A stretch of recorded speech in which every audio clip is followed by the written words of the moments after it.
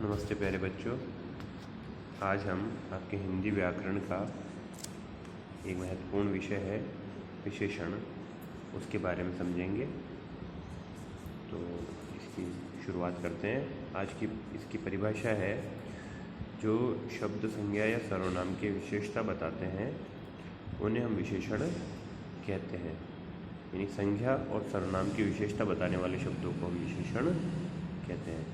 संज्ञा यानी कि किसी व्यक्ति, वस्तु, स्थान या भाव के नाम को हम संज्ञा कह देते हैं। और सर्वनाम जो संज्ञा के स्थान पर काम आते हैं उन्हें हम सर्वनाम कहते हैं। तो इनकी भी विशेषता बताने वाले शब्दों को हम विशेषण कहते हैं, जैसे कि अच्छा, बुरा, बड़ा, छोटा, लाल, पीला आदि। अब विशेषणों के भेद। तो विशेषणों के मुख्य रूप से 5 भेद होते हैं: गुणवाचक, संख्यावाचक, परिमाणवाचक, सार्वनामिक और व्यक्तिबोधक। इस प्रकार से विशेषणों के ये 5 भेद होते हैं। गुणवाचक विशेषण किसे कहते हैं? अब सबसे पहले तो जिन शब्दों से संज्ञा के गुण, दोष, दशा, स्वभाव, रंग, अवस्था, आकार आदि का बोध होता है उनको हम गुणवाचक विशेषण कहते हैं। अब जैसे गुणों में क्या क्या आ सकते हैं? जैसे कि अच्छा, भला, शिष्ट, सभ्य, नम्र, दानी, सुशील, कर्मठ। अगर ये शब्द आते हैं या इस तरह के कुछ और शब्द आते हैं तो ये मानना चाहिए कि ये गुणवाचक विशेषण है। इसी तरह से दोष के अंदर क्या क्या आ सकते हैं? जैसे कि बुरा, अशिष्ट, असभ्य, दुष्चरित, कंजूस, चोर, झूठा। अगर इस तरह के शब्द आते हैं किसी संज्ञा या सर्वनाम के साथ में तो ये मानना चाहिए कि ये गुणवाचक विशेषण है। रंग। अब रंग में क्या क्या आ सकते हैं? जैसे कि काला, लाल, हरा, पीला, सफ़ेद, नीला आदि। तो इस तरह के अगर विशेषण आते हैं संज्ञा या सर्वनाम के पहले तो ये भी गुणवाचक विशेषण का ही एक रूप है। ऐसे ही दशा से कोई रोगी, स्वस्थ, मोटा, पतला, बीमार, बिगड़ा, सुखी, दुखी, पिघला, गाढ़ा, गीला, सूखा, गरीब आदि। आकार जैसे कि गोल, चपटा, कुरूप, सुडौल, अंडाकार, त्रिभुजाकार। दिशा जैसे कि उत्तरी, पूर्वी, पश्चिमी, दक्षिणी, भीतरी, बाहरी, ऊपरी। नागरिकता। नागरिकता में जैसे कोई भारतीय हो सकता है, पाकिस्तानी, अफ्रीकी, चीनी, इस तरह से। काल जैसे नया, पुराना, ताज़ा, प्राचीन, अगला, पिछला, है ना? ठीक है ना? इस तरह से ये कालवाचक है। आयु। आयु में जैसे युवा है, वृद्ध, बाल, किशोर। स्पर्श जैसे कोमल, कठोर, मुलायम, खुरदुरा, नम, ठंडा, गर्म, है ना? और स्वाद जैसे खट्टा, मीठा, नमकीन, चरपरा, कड़वा, तीखा। ये सारे के सारे जो उदाहरण हैं ये गुणवाचक विशेषण के हैं। इसके बाद दूसरे नंबर पर है संख्यावाचक विशेषण। तो जिन शब्दों के द्वारा संज्ञा या सर्वनाम की संख्या संबंधी विशेषता बताई जाए उन्हें संख्यावाचक विशेषण कहते हैं, है ना? संख्या में क्या होता है बेटा कि शब्दों के द्वारा ही संख्या का बोध होता है, किसी एक संख्या का जिसे गिना जा सके ऐसी संख्या का बोध होता है। जैसे कि 5 आम, कुछ घोड़े, तीसरा मकान, सब लड़के। अब यहाँ पर किसी एक संख्या का बोध हो रहा है। अब संख्यावाचक विशेषण 2 प्रकार का होता है, एक तो निश्चित संख्यावाचक और एक अनिश्चित संख्यावाचक। ठीक है ना? निश्चित संख्यावाचक जो होता है इसमें क्या होता है कि किसी व्यक्ति या वस्तु की निश्चित संख्या का बोध होता है, यानी उसको गिना जा सकता है, काउंटेबल होती है, पता चल जाता है। जैसे कि 5 आम में 5 है आम, तो ये निश्चित संख्या है। तीसरा मकान मतलब तीसरे नंबर वाला मकान है, तो ये निश्चित संख्या है। और तो ये निश्चित संख्यावाचक के कुछ उदाहरण हैं, जैसे गणनावाचक है। इसमें अपन गणना कर सकते हैं कि कितने हैं, जैसे 1 2 3 4, है ना? क्रमवाचक हो सकते हैं, जैसे पहला, दूसरा, तीसरा, चौथा। आवृत्ति हो सकती है 2 गुना, तिगुना, चौगुना, 100 गुना, 1000 गुना।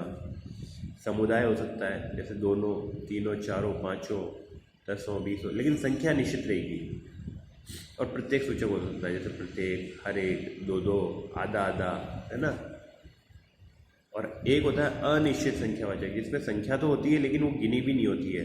यहाँ ऊपर ही दिया है उदाहरण, जैसे कि कुछ घोड़े हैं, अब गिने हुए नहीं कितने हैं, सब लड़के, लेकिन कितने हैं ये पता नहीं है, तो ये इसको अनिश्चित संख्यावाचक विशेषण कहते हैं। तो जिन संख्यावाचक विशेषण शब्दों से निश्चित संख्या का बोध नहीं होता है उनको अनिश्चित संख्यावाचक विशेषण कहते हैं। जैसे कुछ लोग, थोड़े से फल, अब कितने हैं ये पता नहीं, कुछ एक लड़के, बहुत से रुपए, है ना। तो निश्चित और अनिश्चित संख्यावाचक समझ में आ गया। अब इसके बाद में है परिमाणवाचक। परिमाण का मतलब होता है कि जिसको नापा जा सके, तोला जा सके, पर गिना नहीं जा सके। ऐसी चीज़ें जिनको गिन तो नहीं सकते लेकिन तोल सकते हैं, उनका वजन निकाला जा सकता है। जैसे 3 मीटर कपड़ा, है ना, 1 किलो दूध, 200 किलोमीटर की दूरी, 10 बीघा जमीन। तो ये तो निश्चित में आ गए सारे, इसमें भी 2 ही होते हैं, है ना। यहाँ पर लिखा ना, जो विशेषण किसी वस्तु की नाप या तौल से संबंधित विशेषता बताते हैं उन्हें परिमाणवाचक विशेषण कहते हैं। ये भी 2 प्रकार के होते हैं। एक तो निश्चित परिमाणवाचक, जैसे मैंने बताया कि उनकी संख्या को गिना जा सके, मतलब उनकी जो परिमाण को एक निश्चित परिमाण में होते हैं कि भाई 1 किलो है या कितना है। और एक होता है अनिश्चित परिमाणवाचक, ठीक है, जैसे कि थोड़ा पानी, कुछ मिठाई, है ना। अब कितना पानी ये पता नहीं, थोड़ा है, कुछ मिठाई है, कितने किलो है, कितनी है ये नहीं पता, 10-15 मीटर कपड़ा, है ना, पूरा आनंद, सब दूध, है ना। एक और होता है चौथा, सार्वनामिक विशेषण, जिसमें जो सर्वनाम शब्द पुरुषवाचक और निजवाचक सर्वनाम को छोड़कर संज्ञा से पूर्व आते हैं उन्हें सार्वनामिक विशेषण कहते हैं। जैसे यह पुस्तक अच्छी है, वह घोड़ा अच्छा है। यानी किसी एक निश्चित को सार्वनामिक, या इसको संकेतवाचक भी कह देते हैं। यह पुस्तक किसी की तरफ संकेत किया जाता है, वह घोड़ा, है ना। और इसका सिंपल सा तरीका यह है कि किसी संज्ञा या सर्वनाम के पहले अगर सर्वनाम आ जाए, संज्ञा के पहले अगर सर्वनाम आ जाए तो उसको फिर, और वो भी सर्वनाम कौन सा होगा, या तो पुरुषवाचक होगा या निजवाचक को छोड़ करके होगा, मतलब कि, है ना। जैसे कि यह पुस्तक, है ना, वह घोड़ा, वे खिलाड़ी, ये घोड़े, ऐसा आदमी, जैसा घर, है ना। तो ये सारे जो है सार्वनामिक या संकेतवाचक के अंतर्गत आते हैं। और एक और है व्यक्तिबोधक विशेषण, जिसमें व्यक्तिवाचक संज्ञाओं से बनने वाले विशेषणों को व्यक्तिबोधक विशेषण कहते हैं। जैसे भारतीय सैनिक, जापानी खिलौने। लेकिन ये मूल जो इसके विशेषण होते हैं वो 4 ही प्रकार के होते हैं यहाँ तक, ठीक है ना। मूल जो आपके विशेषण होते हैं वो ये 4।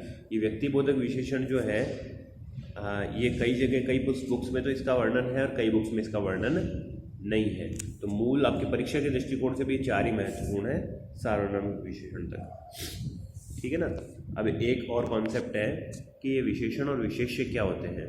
तो विशेषण तो आपको पता ही है कि जो शब्द संज्ञा या सर्वनाम शब्दों की विशेषता बताते हैं उनको हम विशेषण कहते हैं। और विशेष्य किसे कहते हैं, जिनकी विशेषता बताई जा रही है, जिस शब्द की विशेषता बताई जाती है उसे विशेष्य कहते हैं। जैसे काला घोड़ा में घोड़ा क्या है, घोड़ा तो विशेष्य है, और घोड़े की विशेषता यानी विशेषण क्या है, काला। लंबा आदमी, आदमी तो विशेष्य है और उसकी विशेषण या विशेषता क्या है, लंबा है वो, है ना। और एक होता है प्रविशेषण। प्रविशेषण क्या कहता है कि विशेषण की भी कोई विशेषता हो, अगर विशेषण की भी विशेषता कोई बताता है, जो शब्द विशेषण शब्दों की भी विशेषता बताते हैं उन्हें प्रविशेषण कहते हैं। जैसे कि सुंदर लड़का, अब सुंदर लड़का में क्या है, लड़का तो विशेष्य है और सुंदर होना उसकी विशेषता है, लेकिन सुंदर भी कैसा, बहुत सुंदर। तो ये बहुत जो है ना, ये प्रविशेषण होगा, बहुत सुंदर लड़का। ऐसे देखो, कश्मीरी सेव सिंदूरी लाल होता है, तो सिंदूरी लाल, कश्मीरी सेव की विशेषता क्या है कि वो सिंदूरी होता है, लाल होता है, और लाल भी कैसा होता है, सिंदूरी लाल, यानी कि सिंदूर के जैसा लाल होता है बिल्कुल। तो ये कश्मीरी सेव तो है हमारा विशेष्य, और लाल होना उसकी विशेषता है। कश्मीरी सेव लाल होता है, ये तो उसकी विशेषता है, लेकिन लाल भी कैसा होता है, सिंदूरी लाल होता है। तो ये सारे शब्द जो विशेषण की भी विशेषता बताएं उनको प्रविशेषण कहते हैं, ठीक है। तो ये आप ध्यान से इस वीडियो को अच्छे से देख लें। उसके बाद मैं इसका जो है आपको कॉपी, इसकी फ़ोटो भेज दूंगा आपको। तो इसमें ये जो क्वेश्चन आंसर है ये आपको अपनी कॉपीज़ में करने होंगे, ठीक है। चाहे तो आप स्क्रीनशॉट भी ले सकते हैं, वैसे मैं अलग से भेज भी दूंगा, ठीक है। तो आज की वीडियो में इतना ही। थैंक यू बेटा।